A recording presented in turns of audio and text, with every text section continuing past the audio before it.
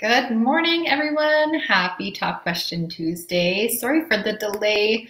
We are having some technical difficulties. We can hear Casey today, but she is frozen. So just try to make the best out of it. Who knows? Maybe she'll start moving again. Start some issues with the internet. But so today, for those of you who don't know me yet, I'm Jessica Melnick. I am the founder of the Anti-Arthritis Method, the host of the Happy Joints Arthritis Solutions Group. I am a registered holistic nutrition. I live in Saskatoon, Saskatchewan, Canada, where it is very far and very cold compared to where Casey is in St. Petersburg, Florida. So I'm going to hand it over to Casey to introduce herself, and we'll get going. Sorry, everybody. I asked Jessica before starting this. I was like, is it frozen on a dumb face? So I guess I got lucky with that. Well, I'm Casey Kephart. I am the founder of Nutrition with Casey, and I host the Facebook group Nutrition for Women with Autoimmune Disease. I am a functional medicine nutritionist. I live in St. Petersburg, Florida, and I help women with all different types of autoimmune diseases trash your symptoms and thrive again in life. Awesome. Thanks, Casey. And don't worry, you're not frozen on a ridiculous face. I find whenever we do these videos and I upload them to YouTube, the thumbnails are always super unflattering for me. Yeah. Like my eyes are always closed. I look like I'm drunk. So I'm not drunk. It's just YouTube doesn't like me for some reason. So I understand. Oh. So before we get going on our topic today, we just wanted to remind everybody that if you are wanting to get in on the gluten-free challenge that starts next Monday, January the 17th, please comment below this post in the group that you are in. Just say, I'm in. We will be in touch with you. Or you can just say, I'm in, send us a PM. So if you're in Casey's group, send her a PM. If you're in my group, send me a PM, and we will just need to confirm your email so that we can send out the resources to you. So for those of you who have joined the gluten-free challenge, we did email out all of the resources that you'll need for the challenge yesterday. But this is super, super important. We need you to make sure you find that email. So if you do not see the email from myself or Casey, make sure you check your spam and your junk. And there's also another folder called All Emails, depending on your email provider. So please check those folders if you don't see the email from us called Gluten-Free Challenge Resources. Sometimes they end up there, so just check that out. If you can't find it, please let us know. We'll be happy to hook you up. Also, that's super important. We need you to join the specific gluten-free challenge Facebook group that we have set up specifically for the challenge. We will not be doing the lessons live in our groups like we are doing on Tuesdays and Thursdays. We will be going live specifically in the 14-day gluten-free experience Facebook group. So make sure you open the email from us. And there is a link at the very top of the resource page we sent you to join the 14-day gluten-free experience group. So make sure you do that as soon as possible. And like I said, that's where we're going to do all of our live lessons like this. It's where you will watch the replays. It's also where you're going to get any of the other lessons or updates or anything like that, anything else you need to know about the challenge. So if you have any questions at all, let us know in the comments or send us a PM or an email, and we will make sure that you are set up correctly so you can have a wonderful time with us starting next week. So anything you wanted to add about that, Casey? No, you covered that all. Thank you. Perfect. So today we're going to talk about breakfast and lunch meal examples when you are going gluten-free. So we want to make sure that you guys are feeling really prepared going into this challenge starting next Monday. And because in the resources, we did send out lists of recipes for breakfast, lunch, dinner, snacks, desserts, sides, all the things. So you can have some really good examples and resources of recipes that you can actually use, because we're going to be gluten-free as of next Monday, the 17th. So we want to make sure that you have all of your meals planned out, that you get your groceries done, your meal prep in, so that you're good to go to make this like a really awesome gluten-free 2 weeks. So today we're going to give you some examples about breakfast and lunch examples that are gluten-free and healthy. Now we like to take a paleo stance on things because that is basically how both of us eat, and it's what is shown in the science to be a very anti-inflammatory way of eating. So I'm going to let Casey take it away and start with some examples for breakfast and lunch options for the gluten-free challenge. Yeah. So one thing I want to elaborate on, just what you said, is sometimes we think that going gluten-free is healthier than just a regular diet, which is true to a certain degree. But if we're comparing Oreos and we're comparing gluten-free Oreos, they're both unhealthy. Just because it says gluten-free on the package does not mean it's not going to cause weight gain. It's not going to cause inflammation, and it's not going to cause, brain fog and joint aches and things like that. So the reason that we're going over this today, one, is to help you plan a healthy meal for the gluten-free challenge, but it's also just to educate you on what gluten-free meals are healthy and kind of what aren't healthy. Mm-hmm. So all of the recipes we included in our challenge, like Jessica said, are more on the paleo side, because that is what's healthy and going to stop the inflammation altogether.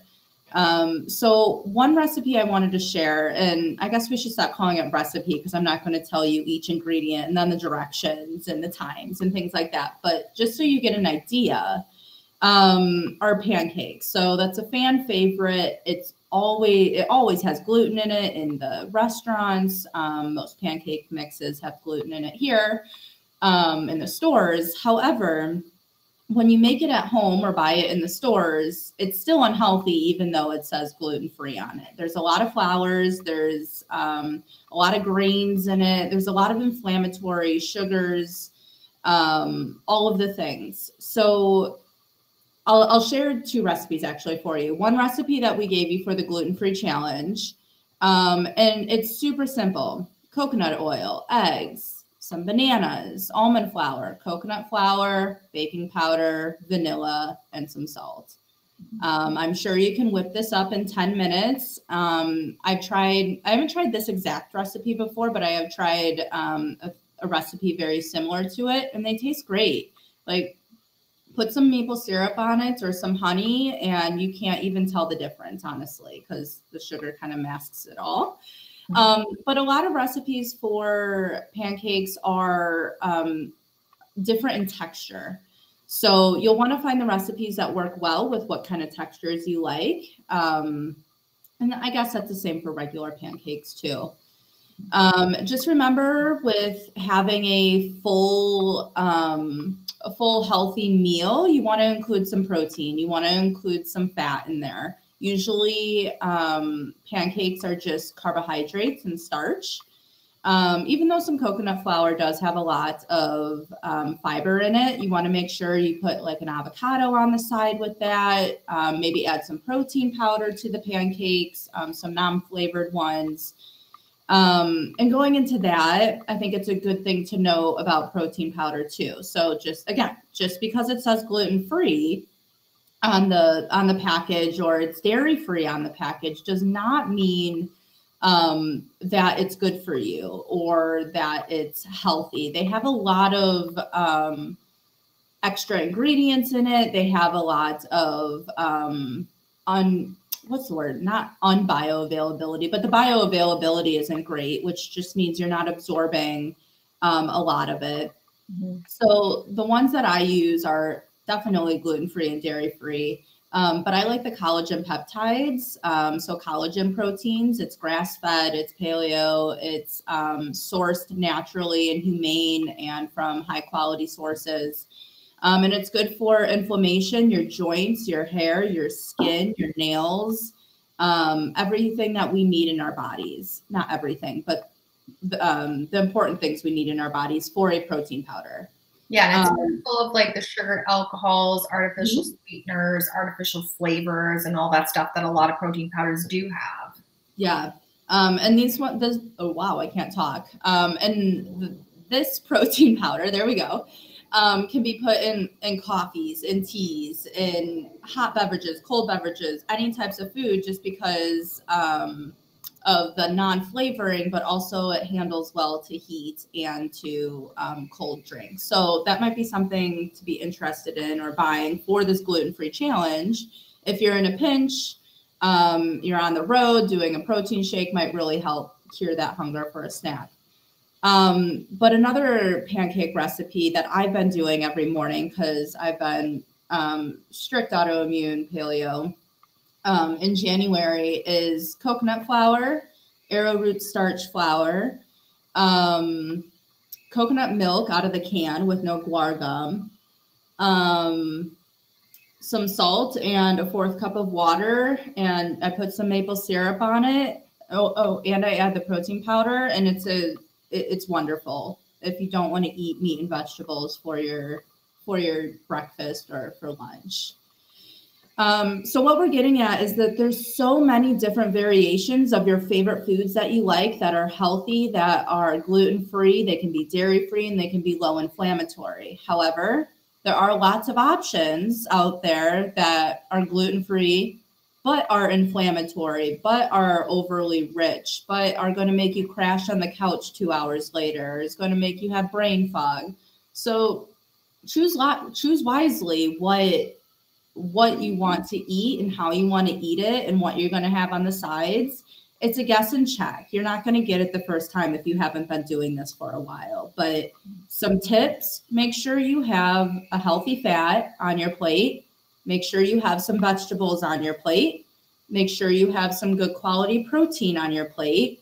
And if you do fine with carbs, and I say that just because a lot of carbs cause brain fog, inflammation, and things like that, then have a little carbs if you can tolerate that. But just be mindful of your plate and be mindful of your body and how you're reacting to it. Mm-hmm. Yeah, absolutely. One thing I wanted to mention too about gluten-free flours. So there's a one-to-one gluten-free flour blend by like a really popular company that also makes like paleo compliant flours as well, and also autoimmune protocol flours. So, but the thing to be aware of when it comes to this gluten-free flour blend that is created basically to be like a one-to-one swap for wheat flour. Mm-hmm.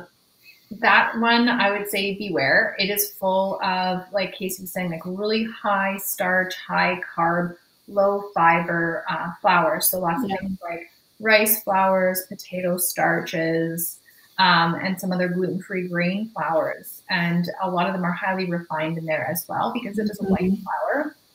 So just be aware of that. Especially like for people with arthritis, potato starch is not your friend.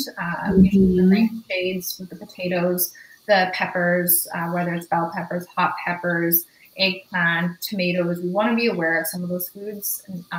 Most people with arthritis are quite sensitive to them because of the lectin content. You might be able to tolerate some of it. It just depends on who you are and where you're at. In terms of your health and your healing journey, but be aware of those flours as well. So the example of the pancake recipe that Casey was talking about has coconut flour in it, which is a grain-free flour derived from coconut meat, and it is low carb and high fiber.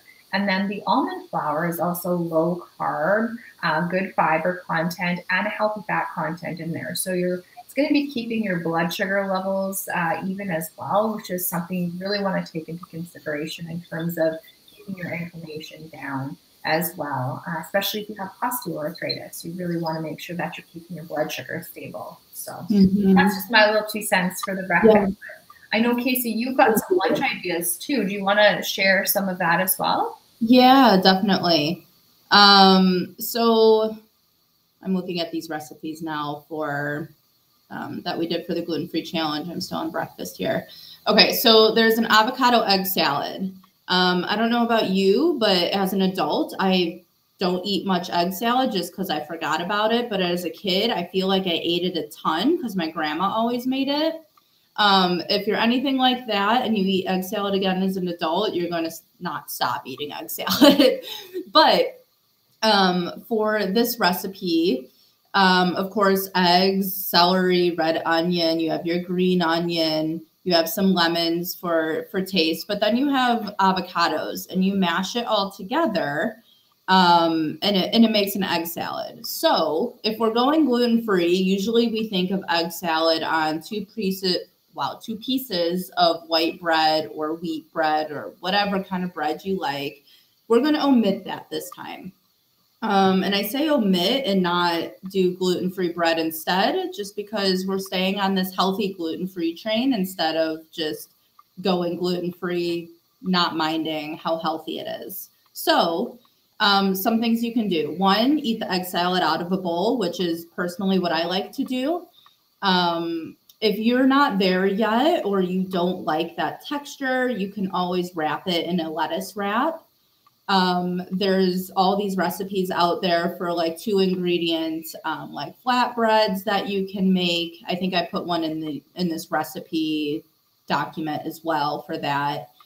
Or you can eat it with like a sweet potato chips if you find a healthy version of one. Gluten-free crackers. There's some minimalist ones out there for that. Again, check your ingredient labels at the store, like we talked about last week. But an avocado egg salad will really help cure some hunger, keep you satisfied, give you energy, provide fiber, provide protein. And it's a low carb dish too. So you're not going to get that insulin spike and that crash later needing your 2 p.m. coffee. Mm-hmm. Yeah, do you absolutely. like egg salad, Jessica? I love egg salad, actually. I think it's delicious. It's one of my favorite things. Deviled eggs, too. That's yes. one of my favorites. And I did put in this recipe document for the gluten-free challenge, there's a seed cracker recipe as well. So, there's so many, if you even just Google paleo crackers, you're going to find so many different options with seeds or no seeds, almond flour or cassava flour or arrowroot, tapioca. Like there's so many options with grain-free flours and seeds and nuts that you can have. And some of them are super, super simple, and you have crackers for a few days. And yeah, you don't have to feel guilty about them, or you're not going to have, like Casey said, that, if you get just a kind of run-of-the-mill gluten-free flour bread, you're likely just going to feel sluggish after you eat it. It might be gluten-free, but it's still, going to give you that insulin spike and that crash. And you're just going to feel, I don't know, like me, if I have a heavy carb meal, I just want to have a nap. It doesn't sit well with me. And especially as we get older as well, you'll notice that more and more, that your carb tolerance tends to get a little bit more. So I'm not saying you have to go low carb and that carbs are bad, not at all. It's just looking at some of the right carbs, making sure that you're having healthy carbs that are going to keep your blood sugar stable and aren't going to weigh you down and make you tired. Yeah, good points. I just found that 2 ingredient tortilla recipe, and I guess it's 3 ingredients, but it's cauliflower, cassava flour, and sea salt, and that makes a tortilla. So you might want to put it in that too, or just dip the egg salad in raw cauliflower or a raw broccoli or a cucumber or something like that. Will be really good too. Yeah. So another recipe that I had for lunch, and this is something you'd want to batch cook and then just grab it for lunch, are meatloaf muffins. One, they sound fun and exciting, so if you have kids, I'm sure they'll go for it too. But two, they probably help in not overeating too, because you put them in little muffin pans, so it's part of like a balanced meal too. But it contains grass-fed ground beef, onions, peppers, tomato paste, if you can do nightshades, mustard, eggs, garlic, salt, pepper, onion powder, oregano, thyme, parsley, coriander. So all of these things are spices and vegetables and grass-fed meat, all things that we want you to have on a daily basis. So what you can do with these paleo muffins, one, eat them by themselves. That's great. Eat them in a salad, put more vegetables, more dark leafy greens in there. Or let's see. Hell, put your egg salad on top of these meatloaf muffins. Why not? Right? Yeah, do what you want with them, but you have protein in there, you have fat in there, it's low carb again, and it contains some vegetables too. If you have a hard time eating vegetables, hide them in some meatloaf. Yeah. So make this at night, or gosh, if you work from home, you might be able to make it at lunchtime too. And then just grab and go, freeze some for later on. Super convenient. Yeah, I've made a version of these with sweet potato in them as well. You can put grated sweet potato or even like mashed sweet potato, or if you have like leftover roasted sweet potato. It's a really nice binder. It adds some really nice flavor. And yeah, I think for me too, when it comes to lunches and suppers, I always have like a pan of roasted vegetables. You know, that's like I always have at least one or two different kinds, whether it's roasted cabbage, cauliflower, broccoli. I always have that. I love salads too, but when it's as cold as it is here where I live in the wintertime, I prefer something warm. So just, yeah, there's lots of stuff you can prepare ahead of time and just keep it in the fridge, and it's easy. You can just grab it, you know, for the next meal and warm it up. So yeah, exactly. Yeah. So that's a good point too to make, is make sure you make enough of this stuff so you can have this for the days to come, or just to grab if you're in that grazing mood and that snacking mood.